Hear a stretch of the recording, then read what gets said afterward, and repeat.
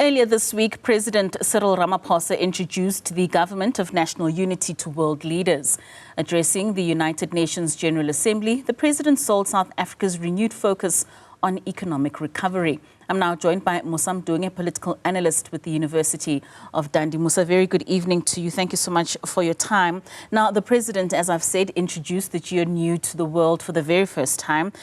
He looked at conveying a message that South Africa has renewed optimism. Do you think that he achieved this? Good evening, Katlego, to you and the viewers.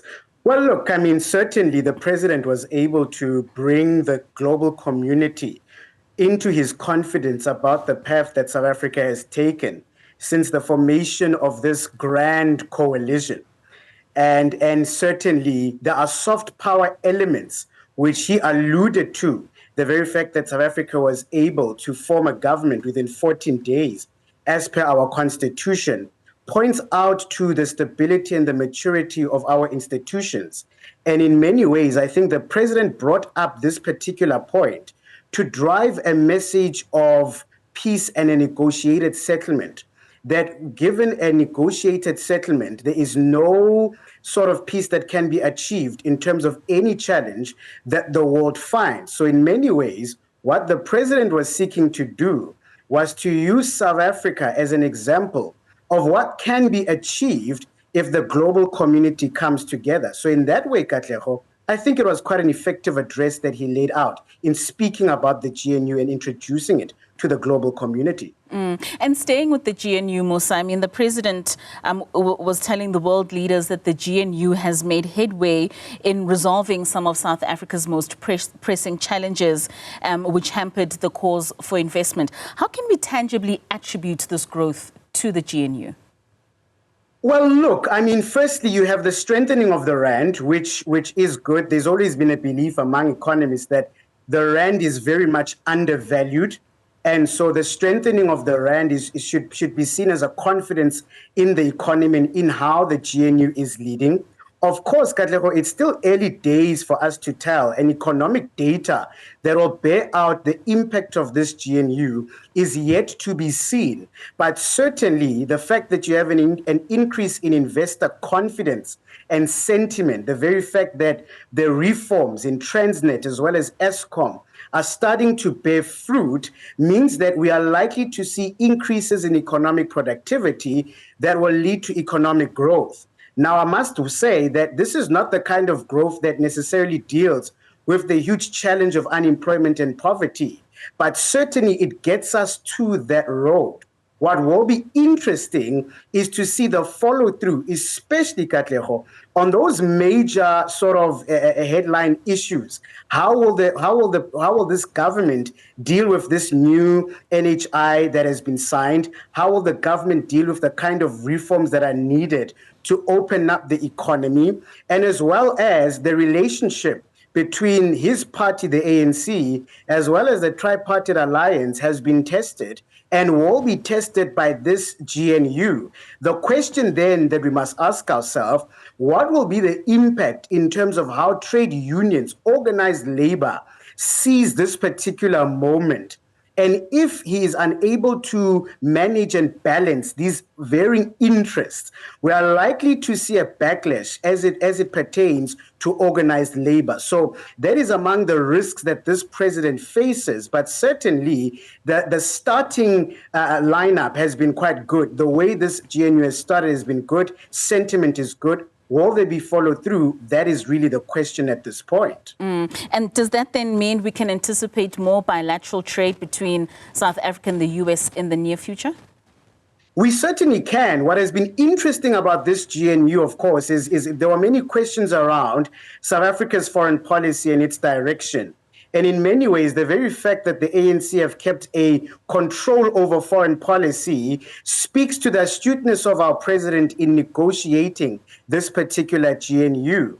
And certainly the United States is a key player. The very fact that our president addressed the New York Stock Exchange at the sidelines of the United Nations General Assembly is a very important indicator of the kind of foreign policy priorities that will shape this particular administration.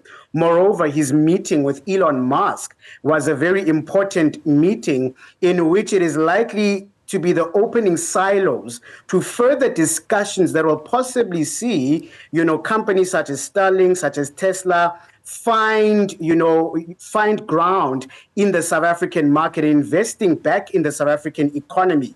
The very fact is that South Africa remains an important economy, particularly when you think of Southern Africa and the rest of the African continent.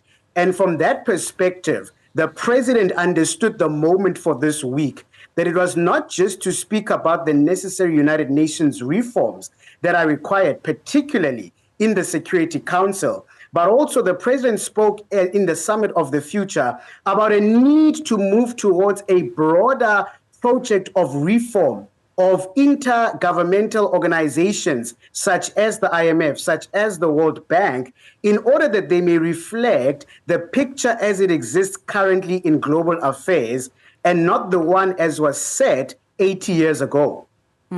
So, Musa, South Africa was in China not so long ago having similar conversations around investment. Do you find that there could be a courting and a wooing between the West and China of South Africa? And where does that put us between these countries? You ask a very, very interesting question, because South Africa has always seen its role, particularly in global affairs, as a bridge builder between the global North and the global South. And that particularly has been seen in how South Africa has approached how it uses its seat in platforms such as the G20 and BRICS in order to elevate the interests of the global South and Africa particularly. And so South Africa, being that bridge between the global North and the global South, plays an important role in bringing together the West as well as the East in how they will invest in the African continent, but also, Katlego, in dealing with those most pressing issues that South Africa has called upon, the dealing, for example, on debt reduction and cancellation for poor African countries is very important. The very fact that our president was not shy in mentioning the challenge that South Africa has, where its debt servicing has now surpassed how much it spends on education and healthcare.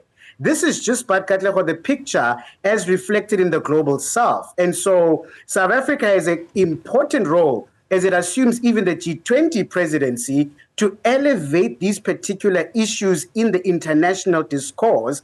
But not only that, Katlego, to bring to light major conflicts that are happening in the continent. We've seen a rise of coups d'etats in West Africa. We see the civil war in Sudan. We see the challenges happening in South Sudan as well. And so what Ramaphosa will seek to do, I believe, in these coming months is really shine a light on Africa, on the global South, but a need for a new international global financial order. One that reflects the new powers as they are, but secondly, that reflects the interests of the global South.